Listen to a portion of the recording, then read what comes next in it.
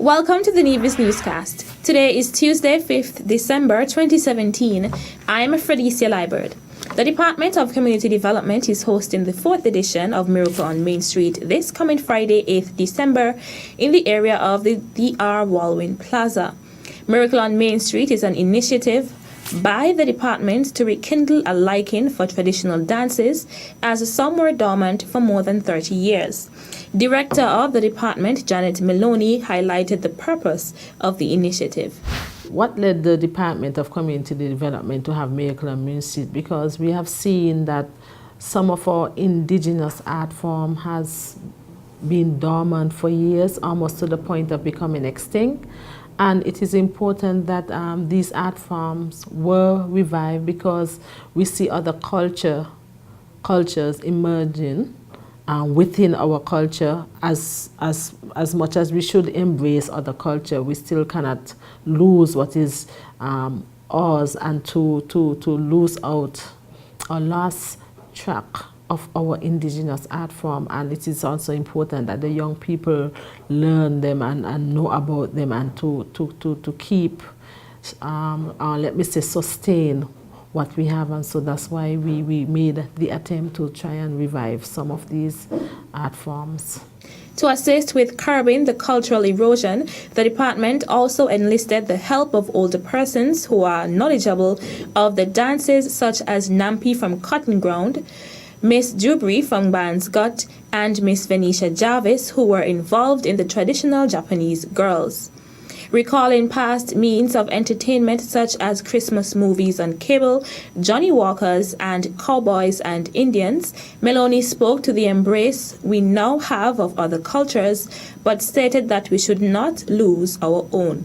The department has further decided to cultivate the traditions by teaching them to the younger generation, in hopes that it grows with them, as many young and older adults were unaware of the cultural backgrounds. The Johnny Walker, we did some research, and we are trying our best to try to reenact what it used to be like, using the school children. They are younger, and so it might not be that, but we are hoping that as the years go by, that they will want to continue doing the Johnny Walker and as when they are grown, and so that they too can pass it on to the younger generation. On Friday, 8th December, Miracle on Main Street will begin at 10 a.m. with a food fair featuring traditional cuisine such as pinchy, corn bread, peppermint, mobby, and locally made jawbone breakers, which is the main feature at this year's food fair. The Nevis division of the St. Kitts and Nevis Chamber of Industry and Commerce held its annual luncheon on Thursday, 30th November at Yachtsman Grill. The luncheon's topic was a preview of the upcoming tourism season and had various speakers on the topic, including Director of Sales and Marketing at the Nevis Tourism Authority, Devon Liebert, General Manager of the Nisbet Plantation Beach Club, Tim Thewell, and Minister of Tourism in the Nevis Island Administration, the Honorable Mark Brantley. Our position on cruise has not changed. I believe the Chamber would be aware that for Nevis, cruise has never been an end in itself, but rather a means to an end. We have not used Nevis as a cruise destination. We have not invested in the infrastructure. What we've done is to try to attract the smaller ships, the higher end ships, and the idea is to use cruise as an introduction to Nevis, because we understand that we make most money when we get heads in beds. So the effort in terms of cruise for us is really a marketing effort, a gateway, an entryway into Nevis, and the hope would be that cruise passengers will come off, fall in love, and decide to come back and to stay at one of our hotels. Mr. Brantley added that there are benefits to be had from the proximity of St. Kitts and Nevis in relation to cruise tourism. He urged the business community on Nevis to take advantage of the benefits that are available. And if we position ourselves right, and if the business community positions itself right, I think that the advantage is to be had. We have one business person in Randy Jeffers, who's at Lyme. He has made quite a good business by interacting with the ships that come into St. Kitts. And he does a vibrant tour business where they come over, he's invested in buses and all of that, and he offers that service. Also present at the luncheon were Chairman and Vice Chairman of the Nevis Division of the Chamber of Industry and Commerce, Ernie France and Patricia Claxton respectively, and Administrator Deborah Lelouch. The following is an update on a notice from the Human Resources Department in the Nevis Island Administration publicized on November 28th regarding study opportunities in Thailand.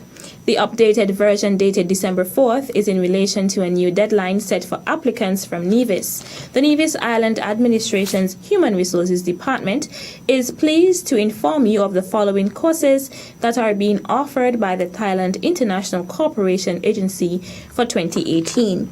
Sexually transmitted infections case management, tropical medicine, community health care and research, towards low-carbon society via holistic environmental engineering approach, and global warming, mitigation and adaptation by balancing sustainable energy management. Kindly note that all courses will be funded by the Royal Thai Government. All applications must be submitted by January 2nd, 2018, and not January 31st, 2018, as previously stated. For additional course information, application procedures, application form, or any other guidance, please call Mrs. Gill, the training officer, or Mrs. Williams, Senior Clerk of the NIA Human Resources Department, on 469-5521 extension 5163 or 5164.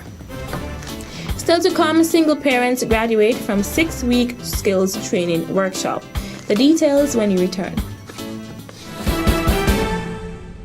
My name is Greg Phillip. I'm the Chief Executive Officer of the Nevis Tourism Authority. Nevis Mango and Food Festival has been around for 4 years, and in our view, it is one of the most unique festivals anywhere, mainly because of what it does. You see, it celebrates the mango. We have over 40 different varieties of mangoes on Nevis, plus a very, very rich and good culinary scene, and we've put those two things together. So once you dine at this Nevis Mango and Food Festival, believe me, you're dining on food that has never been created before, because every single chef that cook at this festival have one excellent challenge. The challenge is everything you cook, every course of every meal must include mangoes from Nevis.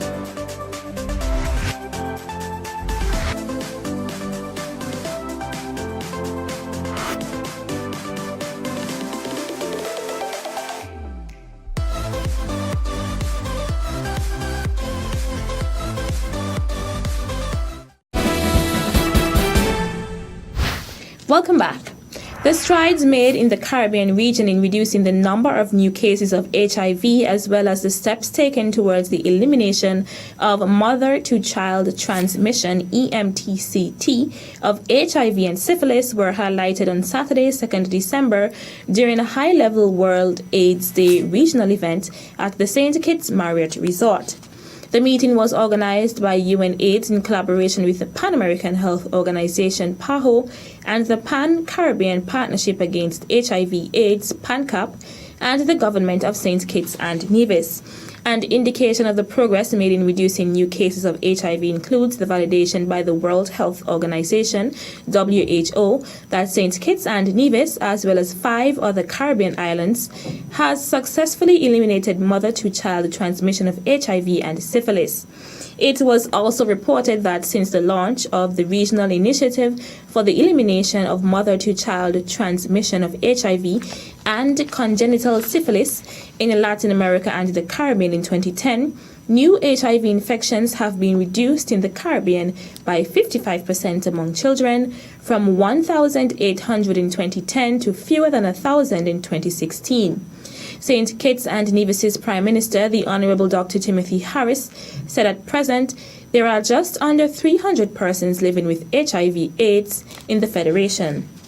With respect to access to HIV treatment, Prime Minister Harris, who also serves as CARICOM's lead head with responsibility for human resources, health and HIV, noted that the number of people on treatment in our region has more than doubled between 2000 and 2016.